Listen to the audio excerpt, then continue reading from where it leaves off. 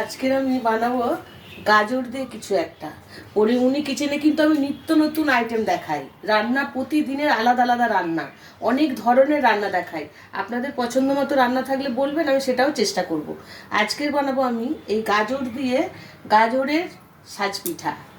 সাজ পিঠা সবাই খেয়েছি, আমার পরিমণি কিচেনে দেয়া আছে সাজের পিঠা, 2-3 ধরনের দেয়া আছে, কিন্তু এই গাজর দিয়ে আমি আজকে বানিয়ে দেখাবো আপনাদের কিভাবে গাজর দিয়ে সাজ পিঠা করতে হয়। তার জন্য আমি গাজরটা গ্রেট করে নেবো ছাড়িয়ে।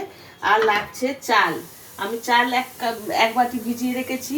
আর এটা মুগ ডাল আর বিউলির ডাল 1 বাটি ভিজিয়ে রেখেছি। এই চাল আর 2 রকম ডাল আমি আগে একসাথে বেটে নেবো, তারপরে কিভাবে করি পেস্টটা তৈরি করে আমি আপনাদের দেখাবো।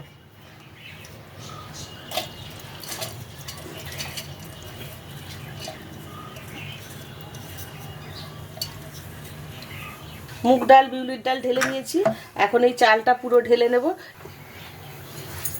মিক্সিতে বেটে নিয়েছি আমি, চাল আর 2 রকম ডাল একসাথে বেটে নিয়েছি। এই পেস্টটা এখন আমি এই বাটিটায় ঢেলে নেব। একটু ঘন ঘন বাটাটা হবে কিন্তু, দেখেছেন এইরকম একটু টাইট হবে, খুব পাতলা হলে হবে না।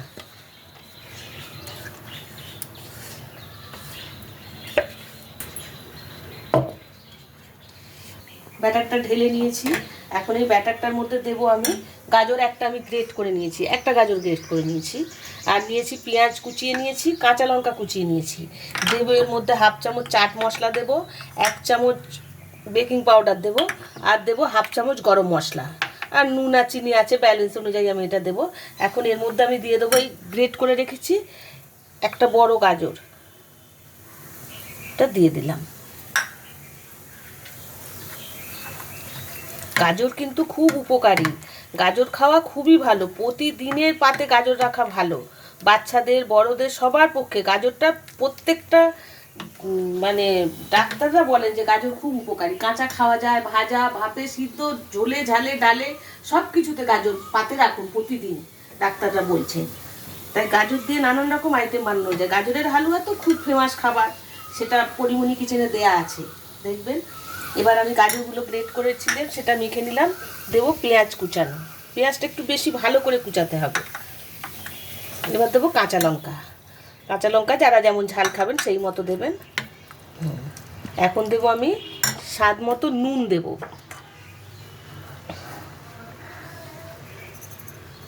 নুন দেব, দেবো গোলমরিচের গুঁড়ো, 1 চামচের মতো গোলমরিচের গুঁড়ো দিয়ে দিলাম।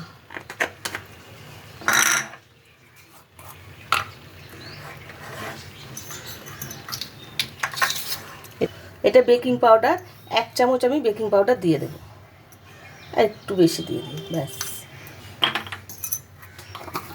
এখন দেবো আমি চাট মশলা, চাট মশলা দেবো, দিলে খুব টেস্ট হয় চাট মশলার একটা আলাদা। এই ছোটো চামচের 1 চামচের মতো দিয়ে দিলাম। দিয়ে সমস্ত ব্যাটারগুলো দিয়ে আমি এটা ভালো করে একটু মাখিয়ে নেব।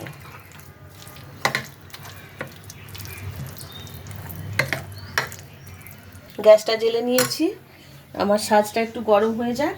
তার মধ্যে আমি সাদা তেল দেবো। সাদা তেল আমি একটু নুন দিয়েছি, অল্প একটু বাটিতে 1/2 চিমটি নুন নিয়েছি, এর মধ্যে সাদা তেলটা দিয়ে দেবো বেশি করে।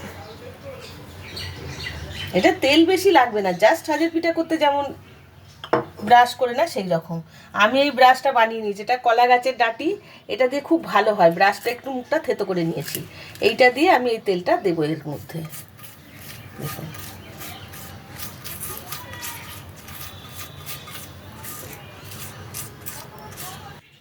সাজটা গরম হয়ে গেছে, এখন আমি ছোট ছোট করে এর মধ্যে দিয়ে দেবো।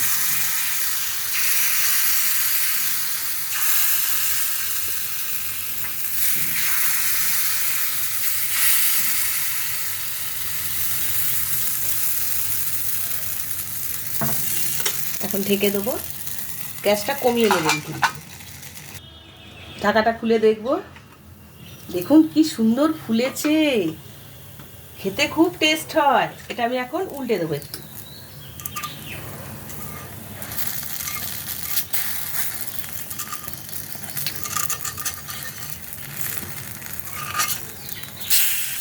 সবগুলো উল্টে দিয়েছি, আরও 1 মিনিট ঢেকে দেবো।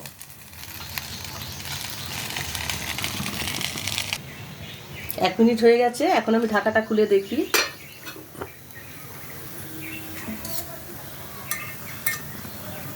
দেখুন এই দিকটাও কি সুন্দর ফুলেছে, দেখুন একদম লুচির মতো হয়ে গেছে। এগুলো রেডি হয়ে গেছে, এগুলো আমি একটা একটা করে তুলে নেব। দেখুন সবগুলো ফুলে গেছে একদম, দুদিকটাই কি সুন্দর ফুলেছে।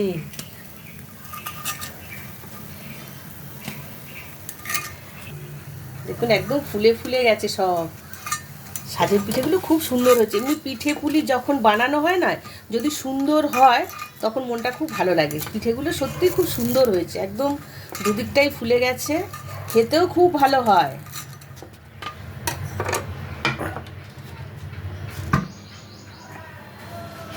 রেডি হয়ে গেছে গাজর দিয়ে সাজ পিঠা, গাজরের সাজ পিঠা।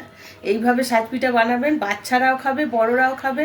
মিষ্টি পিঠে সবসময় ভালো লাগে না, এটা মিষ্টিও হয়, মিষ্টি দিয়ে চুবালে যখন দুধের মধ্যে, কিন্তু সেভাবেও খাওয়া যায়। এইভাবে গাজর দিয়ে বানিয়ে দেখবেন, একদম অন্য রকম স্বাদ, খেতে খুব ভালো লাগবে।